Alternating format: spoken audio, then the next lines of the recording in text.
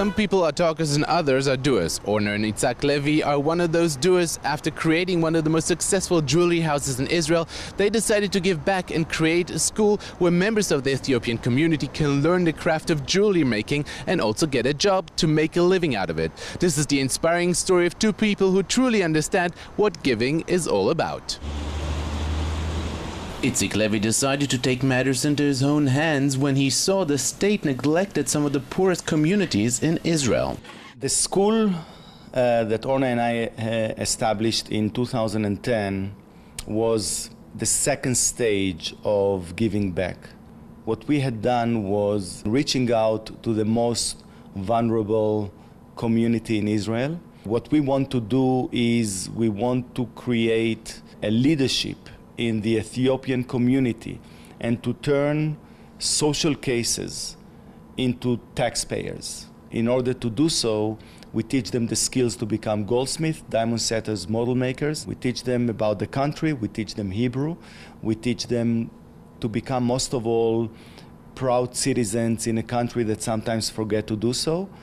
And we give them really a future by giving them also the possibility, once they graduate, to become a part of the Maria factory.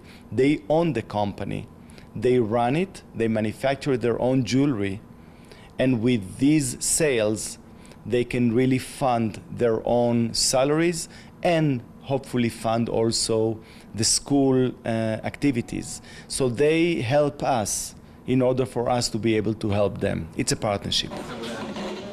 When Ganet Admaso came on board to manage the school, she was nothing less than amazed by the initiative. This project really amazed me, and the whole idea was that Itzik and Orna to take a weakened population, they are new immigrants in the country, and to give them a profession with which they can make a living with dignity. And I was so impressed by this that I didn't even raise the salary issue, saying that I will take the job, and really, when I first came, I got the job and it was a part-time job. I came and I worked with the previous class of students. I was really amazed and I enjoyed my position, and I kept going, and now I work a full-time job and I'm having a great time. I really enjoy it.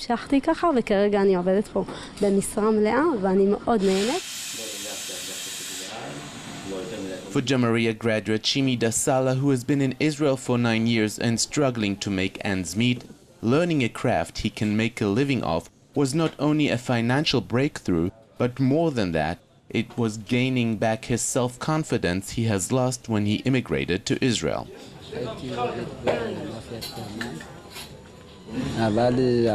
I used to work at Berman Bakery, and it was a good job, but it was very hard. It paid well, but I had no profession. I had nothing, and it was hard physical work.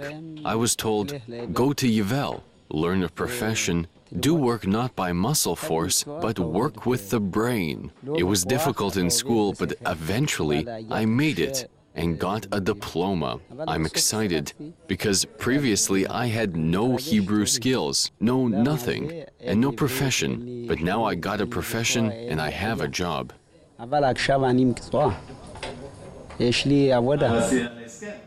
Levi, who immigrated to Israel exactly 50 years ago, truly feels today he has managed to do something to help others not go through the tough times his family has suffered when they first moved to Israel. I personally was born in Argentina. I was born in Buenos Aires, and we moved as a family in 1963 to Jerusalem. It was a really pretty bad childhood.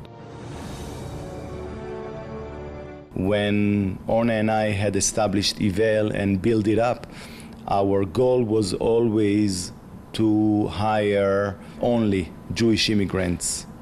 And that's what we did. It's a Zionist social business more than anything else. And the Gambaria success story is expanding now that businessman and philanthropist Steph Wertheimer has decided to join forces with the Levi's to create a branch for their school also in the Galilee. For JN1, I'm Ron Jacobson at the Yivel headquarters in Motza by Jerusalem.